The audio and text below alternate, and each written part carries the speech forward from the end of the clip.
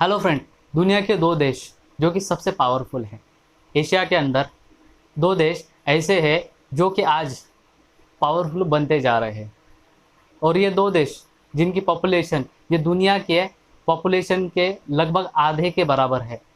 ये दो देश दुनिया के टॉप आर्मी में से इनकी आर्मीज आती है। और ये दो देश, कोई भी देश ये नहीं चाहेगा कि ये दो देश आपस में भिड़े। यस फ्रेंड, सही गेस किया आपने, वो है इंडिया और चाइना। ये दोनों भी देश अपने पावर को बढ़ाना चाहते हैं, लेकिन इस दौड़ के अंदर चाइना को बहुत ज़्यादा जल्दी है और जल्दबाजी के अंदर वो ना जाने कितने देशों के साथ में अपने संबंध खराब कर कर बैठा है। उसके ही देश दुनिया का चाइना एक एकलौता ऐसा देश है कि जिसको दुनिया के ज़्यादातर देशों की सीमाएं लगी हुई है। लगभग 14 देशों की सीमाएं चाइना को लगी हुई है और लगभग 10 देश ऐसे हैं चाइना के सीमा वाले जिन लैंड का डिस्प्यूट है। सो फ्रेंड, दुनिया का कोई भी देश नहीं चाहेगा कि इंडिया और चाइना आपस में भिड़े, लेकिन करंट सिचुएशन क्या है? करंट सिचुएशन तो ये कह रही है कि दोनों देशों के अंदर युद्ध होगा। लेकिन क्या ये युद्ध सच में होगा?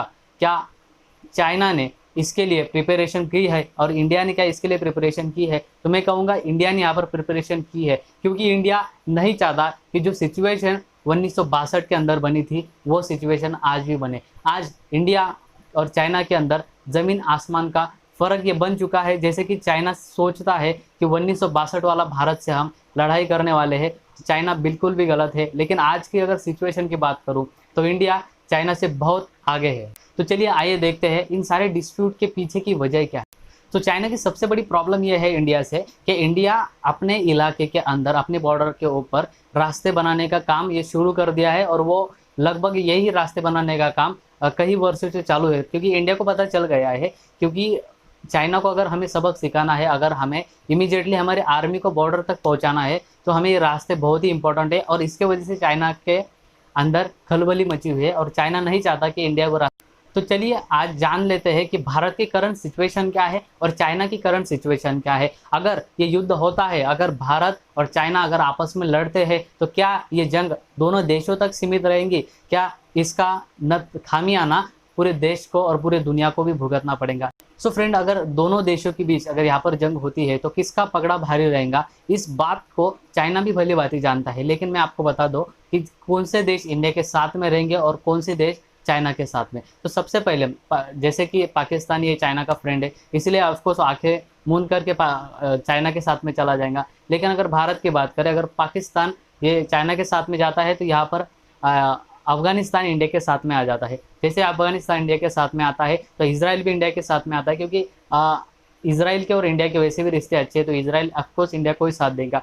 नेक्स्ट चीज़, यहाँ पर अमेरिका को भी चाइना से दुश्मनी निकालनी है, क्योंकि उसने सबसे बड़ा जो वायरस है कोरोना वायरस, जिसकी वजह से अमेरिका सबसे ज़्यादा परेशान है, उसने वो अमेरिका को दिया है। नेक्स्ट चीज़, यहाँ पर ऑस्ट्रेलिया भी इंडिया के साथ में आ सकता है। नेक्स्ट यहाँ पर साउथ कोरिया भी इंडिया को साथ दे सकता है। और ऐसे ही जैसे ही ये सारे देश हमारे तरफ आते हैं, इंडिया की तरफ आते हैं, तो चाइना को साथ देने वाले कौन से देश हो जाएंगे? देखिए, ईरान ये अमेरिका का दुश्मन है और ईरान यहाँ पर चाइना को साथ देगा। टर्की भी चाइना को साथ देगा। यहाँ पर नॉर्थ कोरिया ये चाइना को साथ देगा। यहाँ पर नेपाल भी चाइना को ही साथ देने वाला है। देखिए, चाइना के साथ में तो जापान की भी नहीं जमती, तो जापान भी इंडिया के ही साथ में आएगा। अब ये दोनों कंट्रीज अभी आप पगड़ा देख सकते हैं कि किसका पगड़ा भारी रहने वाला है यहाँ पर। सो फ्रेंड, आपके दिमाग के अंदर एक क्वेश्चन जरूर घूम रहा होगा कि यहाँ पर रशिया कहाँ पर रहेगा। तो फ्रेंड, रशिया यहाँ पर बिल्कुल न्यूट्रल रहेगा। उसका थोड़ा झुकाव इंडिया के साइड में हो सकता है। उसके लिए जितना चाइना इंपॉर्टेंट है उतना ही इंडिया इंपॉर्टेंट है। इसीलिए वहाँ ये यहाँ पर इंडिया और चाइना के अंदर पढ़कर वो दोनों बातचीत के जरिए इस जंग को सुलझाने की कोशिश करेगा। नहीं तो वो यहाँ पर बिल्कुल भी न्यूट्रल रहेगा, लेकिन थोड़ा झुकाव उसका इंडिया की तरफ रह सकता है, जैसे कि उसने इंडिया को राफेल, इसीलिए हम यहाँ पर उसे सपोज करते हैं कि वो न्यूट्रल ही रहेगा। लेकिन इन दोनों देशों के अलावा जो देश चाइना को साथ देने वाले हैं और जो देश इंडिया को साथ देने वाले हैं, इन दोनों देशों के बीच में जो बाकी देश रहेंगे वो क्या करेंगे? डेफिनेटली फ्रेंड, जो बाकी सारे देश है वो यहाँ पर न्यूट्रल ही रहेंगे।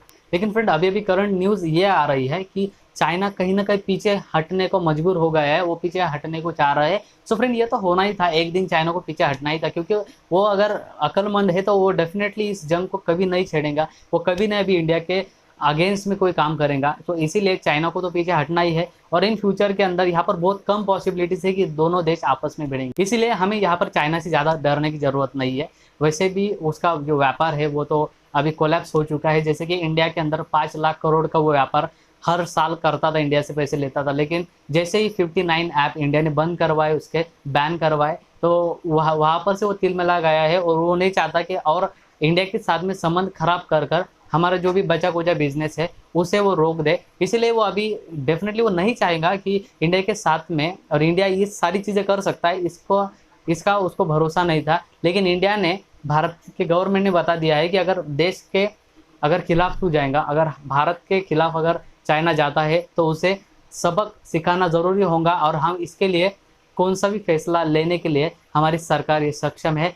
अगर फ्रेंड आपको ये वीडियो अच्छा लगा है तो लाइक, शेयर और सब्सक्राइब जरूर कर देना, और अपने फ्रेंड्स तक इसे ज़रूर पहुंचा देना, क्योंकि उन्हें भी पता चले कि भारत की ताकत ये दुनिया के मुकाबले, चाइना के मुकाबले बहुत ज़्यादा है, और चाइना अभी इंडिया को आंख नहीं दिखा सकता।